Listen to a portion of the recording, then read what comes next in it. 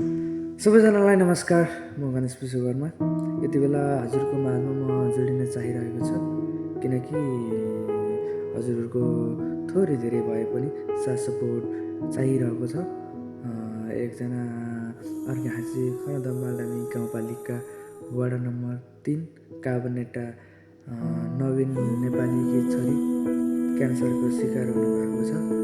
उहाँहरूलाई हजुरहरूले सक्दो सहयोग गरिदिनुहोला भन्ने म आशा राख्छु।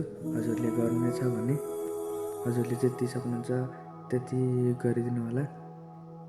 अहिले ती सानी बहिनी मृत्युसँग लडिरहेको छिन्, त्यसैले हजुरहरूलाई भनिरहेको सानो सहयोगले नि हजुरको धेरै काम हुनसक्छ।